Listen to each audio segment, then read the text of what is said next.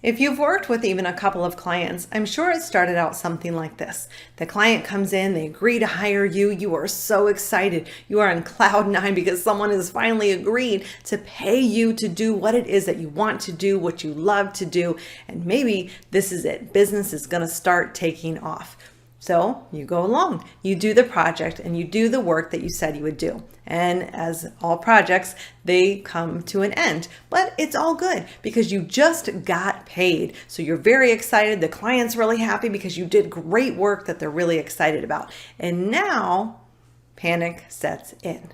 Because we don't know, where's the next client going to come from? How did I get that client in the first place? Wait, okay, maybe they're going to refer someone because they love the work. Or I don't know, if that doesn't work, maybe I'll go to this networking group over here. Or, there was this other person who said this strategy over here worked really good. They got lots of leads. I should try that. Oh, but I read something.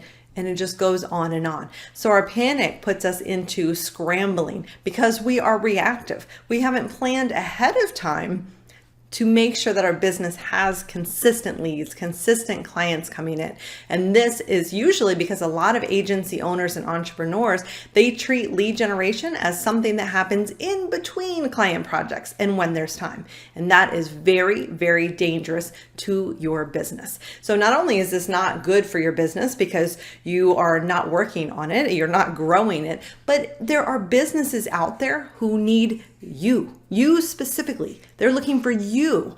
But because you are not out there, they cannot possibly find you. So they're going to be out there struggling until you step up and you start working on your business. So not only do you need to work on your business for your own sake, you need to do it for the sake of the businesses who are out there who genuinely need your help. So here's what we're going to do to make sure that you have consistent leads and clients coming into your business. First, you're going to start treating your business like a client. And I say this because if you think about a time when you got a project in and everything that you had planned that you were working on for your business just got put to the side and you started focusing entirely on your clients. And it makes sense. You want to do the best that you possibly can. You want to get them the best results possible, but you sacrificed your entire business's growth because you wanted to serve that client.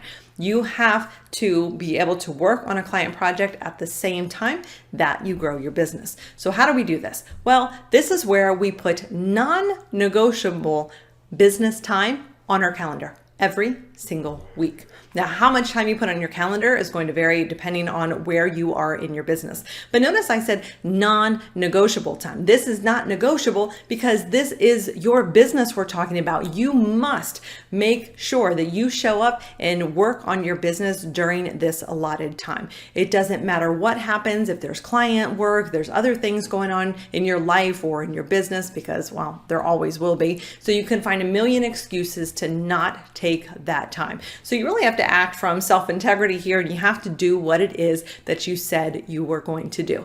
Now, if you're just getting started, you don't have any clients, or maybe you have one client, well, okay, probably 90% of your time really needs to be spent on lead generation because you don't have a business unless you have some leads and clients coming in, right? So that is where most of your time needs to be spent. Now, as you start getting in your first few clients, this is where it's going to be really tempting to start setting everything aside again, but you must still allot time. Now, if you are only dealing with a couple of clients, well, around half of your time should still be spent working on lead generation. Now, one of the things that I did very early on in my business was outsource some of the work. Now, I usually didn't outsource the entire project very early on. I did quite a bit of that later on, but what this did is this allowed me to focus on what I knew how to do, what I was good at, I can do the fastest, and it got the results that the client wanted, and then I outsourced the other work. Partly I did this for full transparency because I didn't know how to do all of the work. There wasn't WordPress and all these fancy tools that we have today that just do so much for you without you having to gain years and years of experience in coding and other types of marketing skills. So I had to outsource some of that work. But this is something I would strongly encourage you to think about, because when you outsource, and especially if you're outsourcing the types of work that you maybe aren't the best at or that would take you longer to do than if you just hired somebody else to do it, this frees you up as the business owner to focus on revenue generating tasks. So this is allowing you to build up those leads, bring in more clients, and that is going to increase your revenue far more than making a little extra profit on just this one project. So of course, the caveat to that is you actually have to show up and do the work that you're supposed to do while you're outsourcing the work. But that's just an option. You don't have to do it that way, but it is something you may want to consider. Now, if you are even running your business full-time or mostly full-time, you should still plan to spend around 10% of your time working on your business. So this may mean if you are working a 40-hour week, that you are spending at least 40 minutes per week working on your business. Now, if you can get out an hour or two, that is amazing. Now, you might be thinking, where in the world am I going to get this time? If it is important to you, you're going to make it happen. This might mean cutting out one of the shows that you watch in the evening on Netflix. This might mean that because you put it on your calendar and you tell yourself that it's non-negotiable, you'll find that you start getting your other work done faster.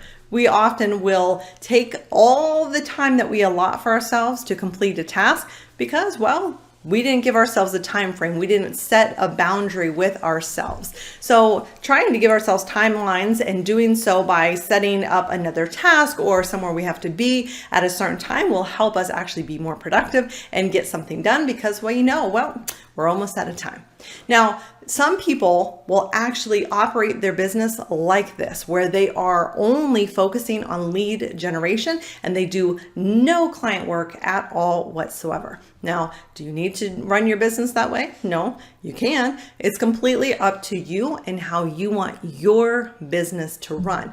But I emphasize this because some people can literally do this as a full-time job. So if you're not doing any of this, well, then this is one of the big problems that is likely happening in your business and is causing you to not see consistent revenue and clients coming into your business. Now, there is one thing that you need to do when you are putting this non-negotiable time on your calendar, and that is to make sure that you never, ever, ever sit down to work during this time without knowing specifically what it is that you are going to be doing during that time. Otherwise, you sit down, you only have an hour allotted, and you start to think, what could I be doing with this time? Should I be writing something? Maybe I could call somebody. Oh, well, there's a strategy over here. Yeah, let me look that one up. And then we start reading and we Google and then, that leads us to Facebook. And all of a sudden, that entire hour is gone and we've done nothing. So it is very, very important that you cut out all distractions and you know specifically what it is that you are going to work on during that time before you ever sit down. So let's say, for instance, you are working on creating an automated email series for your website. And so during this first session, you're going to be writing one or maybe two of those emails.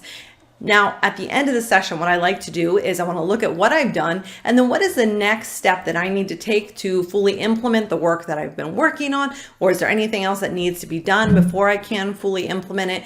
And I want to write down the resources that I need and write down the specific tasks that I need and put that on the calendar for my following business time. So again, when I sit down, I know exactly what it is that I'm working on. So making this simple change in your business can make a massive, massive difference when it comes to starting to see more consistent revenue and clients coming into your business. So don't just listen to this, please.